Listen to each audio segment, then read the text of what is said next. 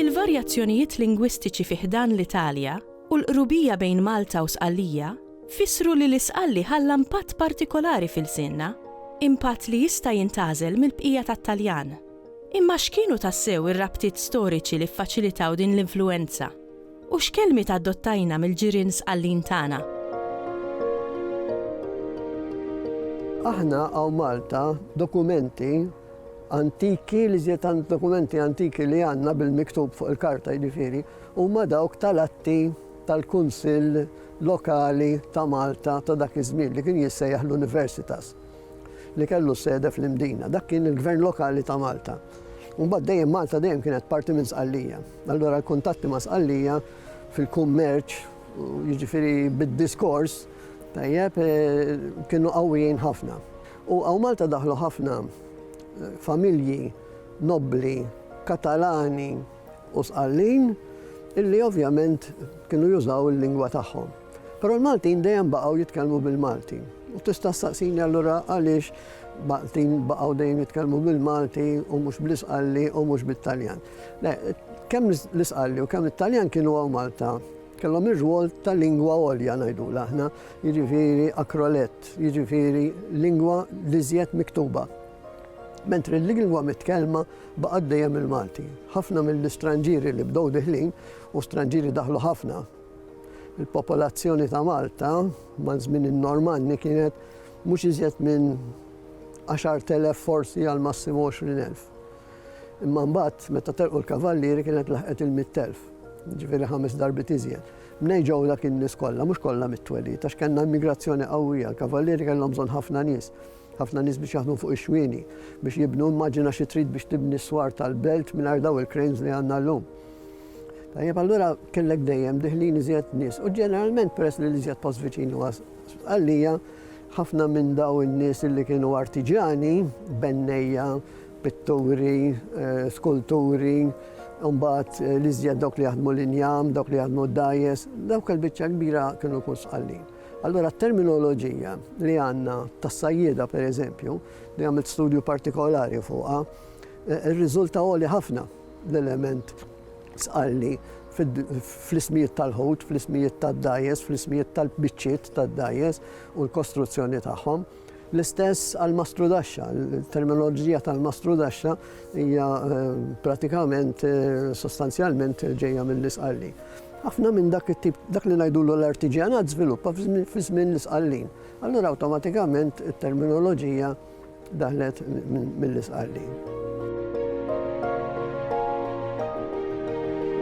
Għall-element Sqalli tant daħal fis-sistema Maltija illi aħna integrajna mhux biss il-kliem imma anki il-patterns fonetiċi tagħhom. Allura pereżempju, aħna għandna 3 vokali, A, I u U, speċjalment fl-aħħar tal-kelma. Allura tara ħafna kliem li bit-Taljan jispiċċaw bl-O, aħna naqilbuhom U, karro, karru. Tajjeb, jew inkella ta' A, karrozzino, karrozzin. Issa, dawk Sqallin Taljani ma naħux. Il-fattu illi il-kliem Taljan kollu li daħal fil-Malti, għal dak li rigwarda l-vokali, jimxi fuq il-patterns tal-Isqalli. Allura l-iżjed illi nistgħu niddistingwu huma dawk illi żammu il-konsonanti Sqallin, bħal pereżempju kassa aħna ngħidula kaxxa, kassone, kexxun. Tajjeb, allura għandek ħafna drabi anki doppji, stazzjon, nazzjon. Manki hawnhekk ġejja mit-Taljan u daħħalna l-patterns Sqalli fuqha, jew ġejja mill-Isqalli. Allura pereżempju kelma bħal flixkun, flixkun hija kelma antikissima fl-Isqalli, illi m'għadix tintuża fl-Isqalli. Interessanti ħafna pereżempju li aħna nafna ħafna kliem illi Sqallija tilfuh, imma aħna żammejnieh bħala ħaj.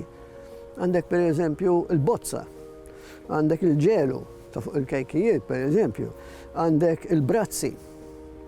Tajjeb, immur f'kongressi Sqallija, nitkellem fuq dawn l-affarijiet ma' lingwisti speċjalizzati fid-dialett Sqalli, jibqgħu ħarsu lejja. Il-kelma fl-ixkun għandek żewġ ħsejjes. Għandek il-flu, li hija ħoss l-isqal li ħadu minn Norman, u mbagħad għandek is-sk li saret xk. Bħalma ngħidu skopa bit-Taljan, xkupa bil-Malti. Allora, hemmhekk għandek flu u xk fl-ixkun, tirrikostruih fl-askuni, tajjeb, pronunzjat fl-askuni, di sibta però f'dokument tal-1400 li kien studjaħ Henri Bresk, studjus tal-istorja tal-Sqallija. Timxi fuq daw il-patterns, tipprova tagħmel rikostruzzjoni tal-konsonanti ituk ċaru tont, per eżempju, il-kelma ċar, bit-Taljan chiaro. Il-kje issir ċ fiż-żona ta' Agrigento. Mela dik hija kelma li aħna ħadna mill-Isqalli kif jiġi mitkellem fiż-żona ta' Agrigento.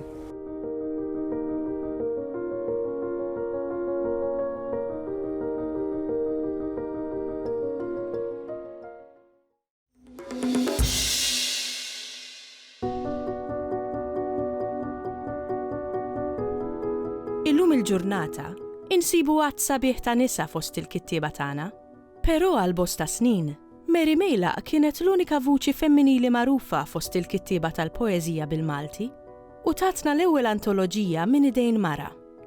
It-tim tagħna tkellem ma' Dr. Emanuel Mifsud dwar l-importanza storika u letterarja ta' Mejlaq.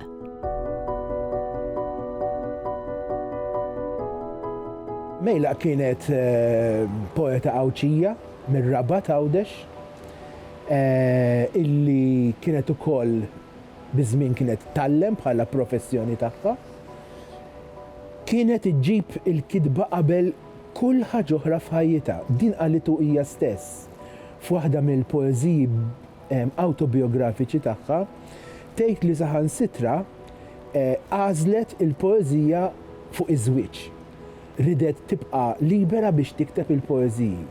Ma rridux ninsew qegħdin nitkellmu fil-bidu tas-seklu 20 sa nofs is-seklu 20 meta li mara tagħmel dikjarazzjoni bħal din li jiena rrid nikteb u allura mhux ħan niżżewweġ kienet pjuttost attitudni awdaċi u insolita.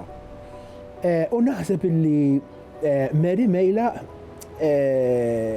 wieħed għandu jirrikonoxxi xi ħaġa insolita bħal di fil-ħajja tagħha. Kienet persuna illi il-ħin kollu bil-lapes fida u karta jew pitazz u il-ħin kollu għaddejja tikteb il-poeżiji. Mary Mejlaq kellha diversi żvantaġġi f'ħajjitha. Kienet mara, l-unika poeta mara ta' żmienha, kienet ukoll Awċija u wieħed irid jifhem illi Għawdex bħala post kien ħafna iktar maqtuħ milli huwa illum minn Malta. Qed nitkellem kulturalment, qed nitkellem anka sempliċiment libreriji u kotba x'jaqra. Ma dan kollu Mary Mejlaq jirnexxiela tagħmel dan kollu. Kienet persuna illi kienet tistampa l-kotba tagħha. Kienet tippubblika l-kotba tagħha hija stess stampati hawn Malta. Ġifieri dik hija Mary Mejlaq persuna illi ovvjament jiena qatt ma ltqajt magħha, imma l-impressjoni li nieħu tagħha mill-poeżiji tagħha, mid-diskors li tgħid dwar anfisha, anke mill-ftit nies li kellimt li kienu jafuha, joħroġ karattru pjuttost b'saħħtu, pjuttost tenaċi. Mary Mejlaq kif narawha l-aktar hija persuna illi titkellem ħafna fuq in-natura ta' madwarha. Ma nħodix bi kbira dina verament twildet ġo belt żgħira, imma imdawra b'leliqi u widien u x'nafien. Jiġifieri in-natura kienet kważi ngħidlek impossibbli ma tiktibx dwarha fi żmienha. Però Mary Mejlaq kitbet affarijiet oħrajn li forsi mhumiex daqstant magħrufin, mhux għax mhumiex tajbin, imma illa għaliex il-kritiċi u min ikkompila x-xogħlijiet u l-antoloġiji forsi ma tantx tawis importanza għal dawn l-affarijiet. Ngħidu aħna it-tema tal-vjaġġ f'Mary Mejlaq saħansitra l-vjaġġi tagħha joħduha fl-ispazju, xi ħaġa li kienet li l-ewwel waħda li kitbet fuq hekk. Kitbet ukoll fuq ix-xewqat tagħha għandha diversi poeżiji anke miktubin bl-Ingliż irrid ngħid illi jagħtuna faċċata intima ta' mejla illi ftit li xejn tajna kasa. Kellha teknika inkredibilment perfetta u fitta. Il-metrika tagħha hija xi ħaġa inkredibilment eżatta u eżatta b'mod mhux b'mod imqanżaħ imma b'mod verament awtomatiku, b'mod verament naturali. Tuża ħafna r-rima, tuża ħafna l-metafora, tuża ħafna s-similitudni. Mary Mejla hija il-poeta illi mhijiex biss tas-sentiment imma hija poeta tas-sena kbira wkoll.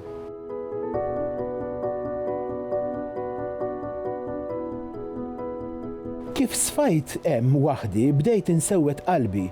Ġie fuqi bħal tbeżżieħ filwaqt li nħoss min qed jinbix li xari u nsib warajja r-riħ. Għax qiegħda tibża minni, jiena nħobbok daqs binti jew fil-jozza. Trix tiġi miegħi d-dawra, jiena żiemel u sħaba tkun karozza.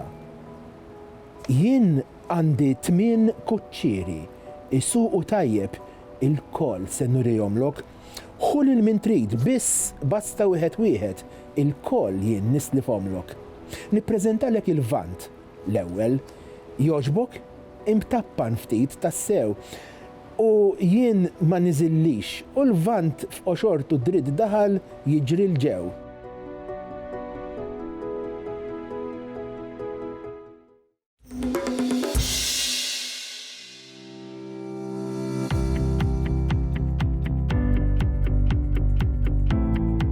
Għaxar stejjer mill-mitoloġija Griega ġew adattati għal il-sinna f'kollaborazzjoni bejn l-awtur Xavier Pirotta u traduttur Carm Seracino bl-għajnuna tal-Aġenzija Nazzjonali tal-Litterizmu.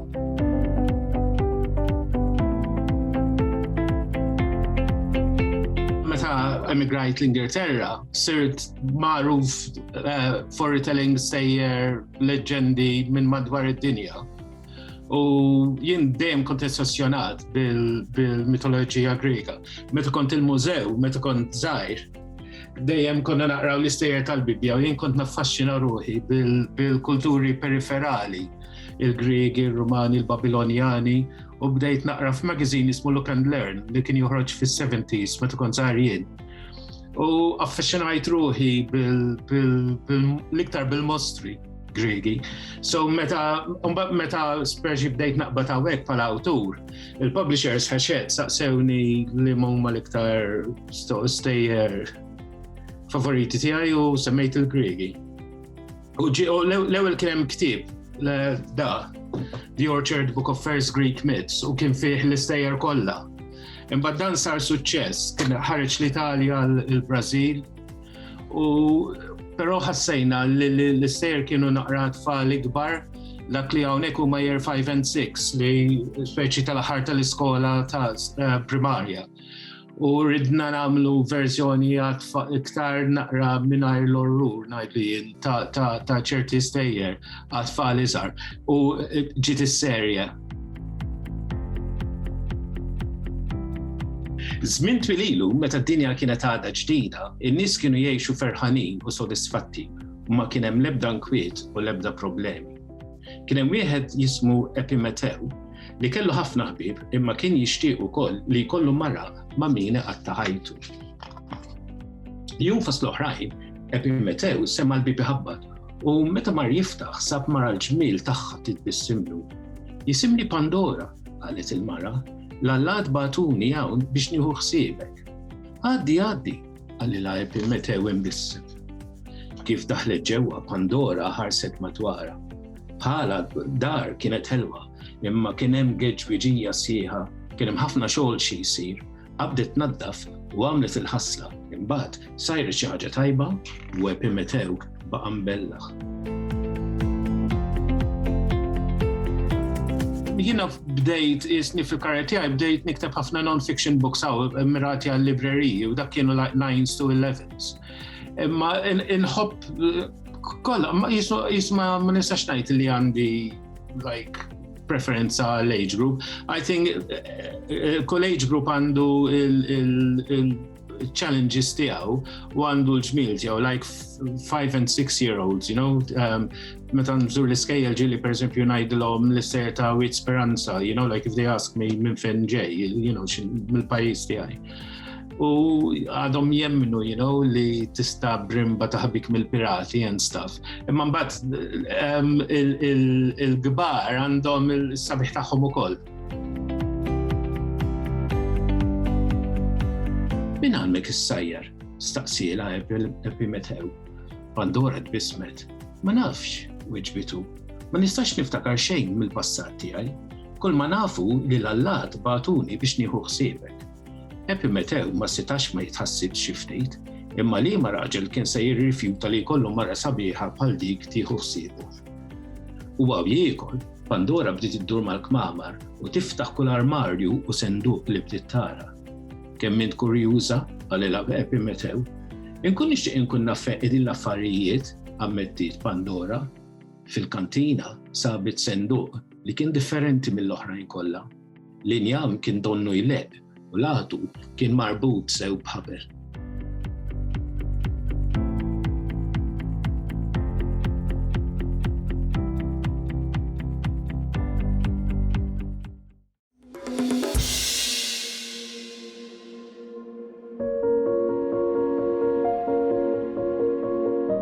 Il-pożizzjoni ġeografika ta' Malta tfisser li pajjiżna huwa fi triq bosta lingwi u għalhekk kien inevitabbli li maż-żmien tinbet u tixxettel tradizzjoni ta' traduzzjoni.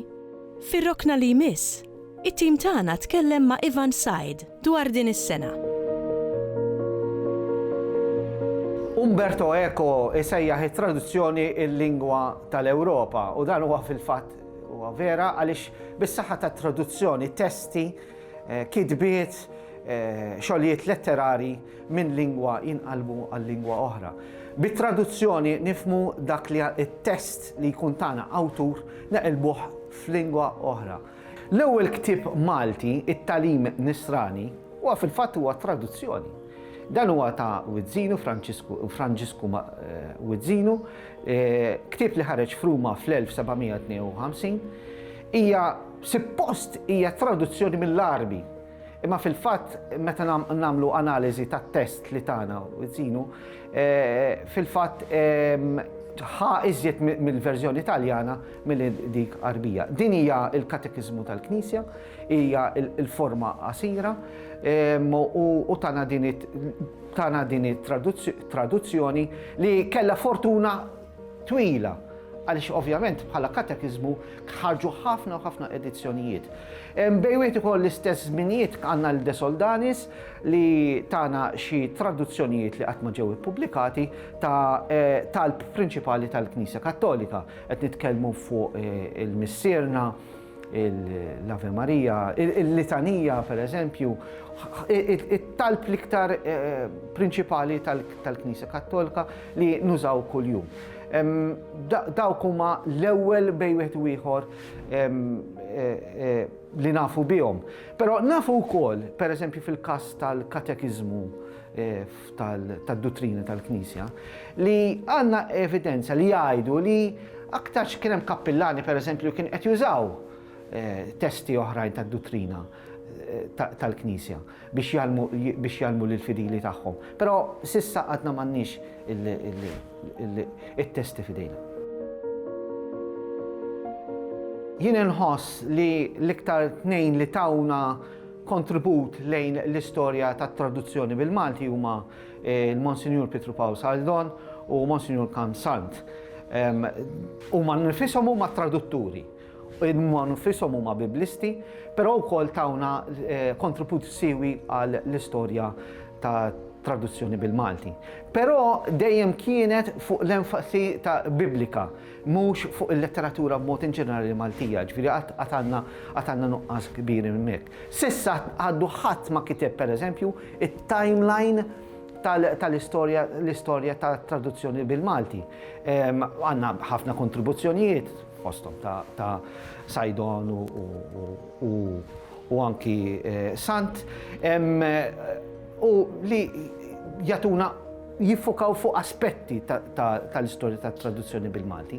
Hemm oħrajn, dal-aħħar kanna l-Reverendu Dr. Paul Xiberras li pereżempju tagħna paper dwar it-tradizzjoni tat-traduzzjoni ta' testi reliġjużi, hija paper interessanti, però again hemmhekk huwa aspett reliġjuż. Għandna l-paper ukoll ta' Mario Kassar, l-istorja lingwistika tal-missierna, kif inqalbet il-missierna matul iż-żminijiet. Però mbagħad affarijiet żgħar li għandna. S'issa da ma nkitbitx l-istorja mill-bidu tagħha u kif żviluppat. Huwa importanti nkunu nafu l-punt ta' tluq tagħna. Kull ħaġa għandha l-istorja tagħha, kull ħaġa tiżviluppa, titwielet u tkompli tiżviluppa. U anki it-traduzzjoni bil-Malti. Għandna bżonn nkunu nafu fejn twildet, meta twildet u kif żviluppajna. Ix-xemx fuq it-traduzzjoni ma telgħax f'dan il-perjodu tagħna, imma ilha li bdiet, it-traduzzjoni ilha li bdiet. Allura hemm bżonn li xi ħadd jibda jikteb l-istorja tat traduzzjoni bil-Malti biex nkun nafu minn fejn tlaqna, kif żviluppat it-traduzzjoni u fejn wasalna s'issa biex min ħajimxi l-qudiem ikun jaf minn fejn jrid jitlaq, ma jerġax jibda u jirrepeti affarijiet li diġà qegħdin hemm. Però kull ħaġa għandha l-istorja tagħha u għaliex m'għandix ikun hemm l-istorja tat-traduzzjoni bil-Malti.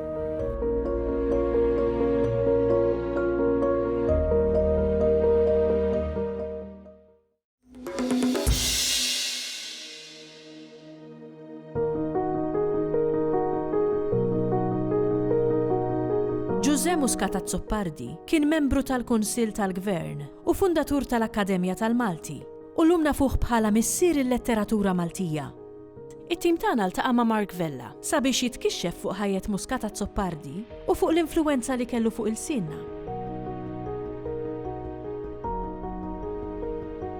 Giuseppe Muscat Azzoppardi insejħulu missier il-letteratura Maltija. Twilet fl-1853 u miet fl-1927. Kien prokuratur legali bħala professjoni u kien ukoll membru parlamentari għal dak iż-żmien tista' ssejjaħlu għax kien membru fil-Assembleja Nazzjonali. Minħal qormi ħadem ħafna kjeraħal tiegħu u ovvjament wieħed mill-ewwel letterati ewlenin Maltin. Muscat Azzoppardi kien attiv ħafna fil-promozzjoni tal-Malti miktub sew, ġifieri li jkun hemm ortografija stabilita, li jkun hemm grammatika wkoll li tkun magħrufa minn kulħadd u kien jidħol anki f'polemiki fuq il-gazzetti, ġifieri polemiki ħorox ħafna. U mbagħad fl-1920 twaqfet l-għaqda tal-kittiba tal-Malti b'dan l-iskop, kien hemm ukoll pjanijiet biex jitwaqfu għaqdiet differenti u l-għaqda tal-kittiba tal-Malti għadha teżisti sal-lum iżda bl-isem l-Akkademja tal-Malti. Ingħata t-titlu ta' missier il-letteratura Maltija għaliex kien tista' tgħid l-ewwel kittieb li ta' opra sħiħa, organika, konsistenti fil-każ tar-romanz Malti. Qabel kien hemm romanziera li kienu Maltin u kienu jiktbu r-romanz storiku bħalma kitebu, iżda kienu jiktbuh bit-Taljan. Muscat Azzoppardi beda sew jitraduċi dawn il-kodba l-Malti, sew jikteb xogħlijiet oriġinali u tagħna opra sensiela ta' kodba li kienu s-sisin mbagħad għal kittieb oħrajn fil-qasam tan-narrattiva. Kiteb f'ħafna ġeneri, nafuh bħala poeta wkoll, poeta romantiku, nafuh bħala drammaturgu kif ukoll traduttur, ġifieri traduttur ta' romanzi storiċi, speċjalment mit-Taljan għal Malti fil-każ ta' kittieba li kitbu romanzi ambjentati f'Malta, romanzi storiċi, kien ukoll jitraduċi drammi. U hemm ħafna xogħol tiegħu ippubblikat, xogħol ta' suċċess ukoll, u anki numru ta' kitbiet mhux ippubblikati, però l-ġeneru li jibqa' l-iktar magħruf għalih huwa r-romanz storiku jew storiku romantiku. Ir-romanz storiku huwa ġrajja, romanz li jkun ambjentat fil-passat storiku, fil-passat glorjuż storiku speċjalment. Allura fil-każ ta' Giuseppe Muscat Azzoppardi għandna romanzi ambjentati l-iktar fi żmien il-Kavallieri jew fi żmien il-Franċiżi. U r-romanz storiku jkollu wkoll ġrajja ta' mħabba, jew ta' passjoni li tkun qed tinteressa lil qarrej u fl-istess ħin jingħata dak it-tarif storiku. F'dawn ir-romanzi, speċjalment f'ta' Muska ta' Zoppardi, in-nazzjon Malti u l-eroj Malti huwa dejjem rebbieħ kontra l-għadu. L-għadu li huwa jew it-Tork, jew il-Franċiż, jew il-kolonjalist, il-barrani, il-mhux nisrani in ġenerali. U din hija wkoll metafora għal-qagħda preżenti tal-qarrejja dak iż-żmien. Ġifieri Malta dak iż-żmien kienet ukoll kolonja, kienet ukoll maħkuma, għaddejja minn bidliet politiċi u kostituzzjonali kbar, u allura l-eżempju mogħti mill-passat huwa wieħed li l-qarrej jista' jagħmel ġudizzju dwar il-preżent li qed jgħixu. Giuseppe Muscat ta' Zoppardi ovvjament baqa' nfakkar bħala missieri letteratura Maltija saru diversi studji fuqu u bħala l-ewwel President tal-Akkademja tal-Malti kien hemm żmien fejn il-ġieħ lil kittieba kull sena lil kittieba li jagħmlu xi ħaġa kbira fil-karriera tagħhom kien jingħata fil-forma tal-medalja tad-deheb Giuseppe Muscat ta' Zoppardi. Din m'għadix minħabba raġunijiet differenti, però l-Akkademja tal-Malti dejjem ħadmet almenu fil-passat biex tagħti ġieħ lil tista' tgħid l-ewwel President tagħha, il-fundatur ewlieni tagħha.